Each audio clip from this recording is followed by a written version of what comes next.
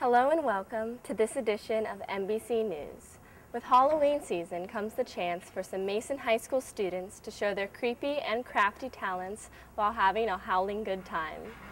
Mallory Elder has the story. It's not uncommon for high school students to work at fast food restaurants or grocery stores, but some Mason students are taking on a unique work experience at Mason's Kings Island. Caitlin Gordon works as a makeup artist at Kings Island's Halloween Haunt. A lot of people are working at fast food restaurants and retail shops, but with my job I feel like there's a lot more creativity than in regular jobs. Every night there's a different look, there's a concept that we have to stick to, but we get the freedom to create whatever look we want. I was really into regular makeup, beauty makeup, and that kind of progressed through YouTube videos actually, and I started clicking on things, for Halloween, how I could make my costumes better, and that led to, well, where could I get the products? I think I've learned a lot about relationships with the actors and how to make them, feel comfortable with what you're doing to them, and also establishing relationships with other people who you work with that could lead to later opportunities. In the more professional world. Rasha Adwani also plays a key part in this attraction. She's an actor in one of the many haunted houses. Either way, if you work at Halloween Haunt or if you work at a grocery store or at a restaurant, you're going to get different experiences and you're going to meet new people. But I really feel like colleges would want different experiences on your application, or like even jobs. Like for previous job experience, different jobs are going to want to see different experiences on your applications as well. I definitely enjoy working at Kings Island. These Mason students are working in a unique environment that gives them a creative outlet, unlike most typical high school jobs. I'm Mallory Elder, MBC News. To be a true superstar, the Mason Superstars dance team are enjoying a rewarding experience by spending some special time with some special kids. Kevin Carey has the story. The Star Performance Center, along with the Mason High School dance team and local dancers, are joining forces to help a group of dancers realize their dream of performing. The Superstars, a group of dancers with disabilities, are working hard to prove that they too can shine in the spotlight. To some dancers, winning is everything, but for the Superstar dancers, it's all about having fun and having a good time. According to MHS dancers Corey Lawhorn and Abby Stretch, the experience in Superstars shows them a new perspective on life. As soon as we open the doors for them to walk in, they just sprint in with smiles on their faces and they're all excited to dance, and it's just the passion that they have for it is just overwhelming and so exciting to see.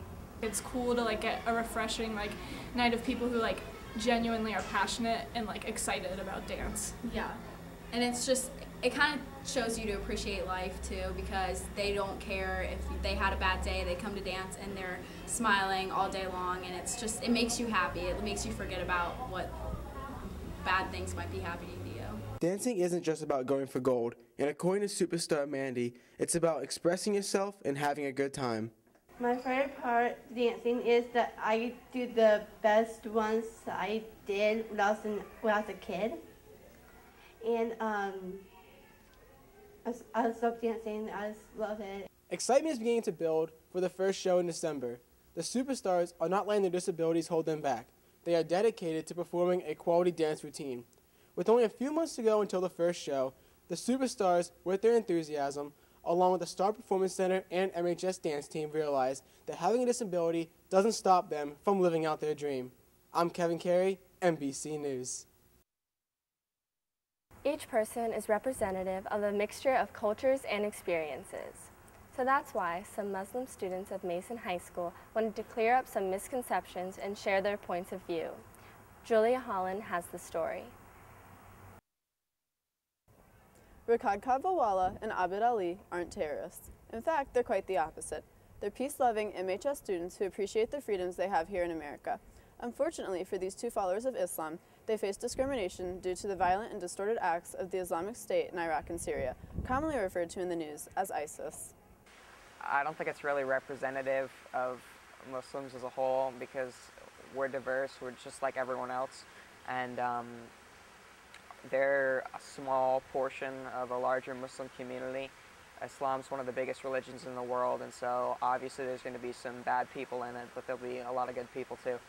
They don't represent us as a group because they're more violence-based, and they twist the ideas that we hold on for. Like, the thing about Muslim is, like, it's a religion, but it's also an identity. It's like us as a group, and we do tend to band together in different ways. So, I mean, you're taking our identity and you're twisting it into something else, and you're showing everybody else that this is who we are, and it's not.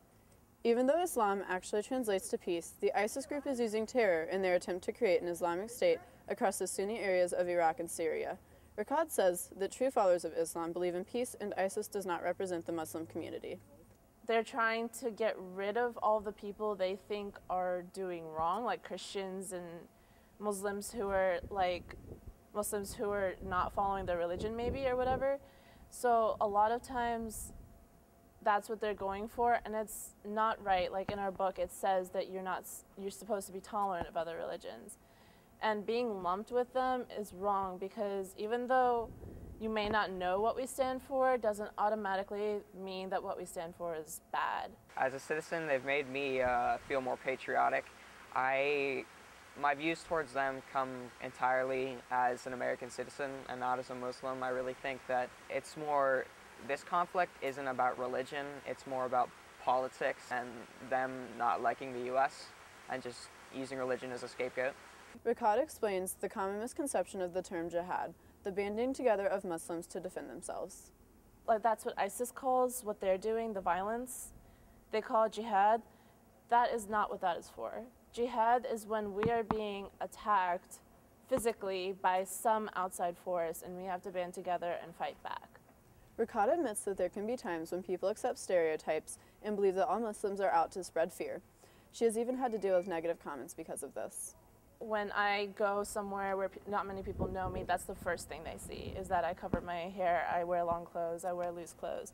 Despite all of the attention given to ISIS in the news, Abid admits that the people of Mason have been very accepting of his beliefs. People around here are pretty nice, and most of them are well informed enough to know that that religion is not all a person is. Especially not in Mason. I don't know why, but it just seems to be a lot more tolerant here. I have had that problem in my other schools sometimes. But I mean, here it's mostly like, I mean, people ask questions, and I'm totally fine with that. Like, people ask questions, people are curious, but they never like harp on me, they never like judge, and they never seem to really see that as part of it. Like, they just kind of like, oh, it's there, that's okay. In this region of southwest Ohio, which is still an area strongly influenced by the Bible Belt, Rikad says that there are many parallels between Islam and Christianity. It is a lot like Christianity. Even like a lot of the stories, most of them are just names switched around, and sometimes they focus on a different side of things. While both Rikad and Abid admit that the Mason community has been very accepting of their beliefs, they understand that as long as there is Islamic jihadist violence going on in Iraq and Syria, they may be looked at differently. But their hope is that those who look at them differently will take the time to understand their religion and its true meaning, and that is peace. I'm Julia Holland, MBC News.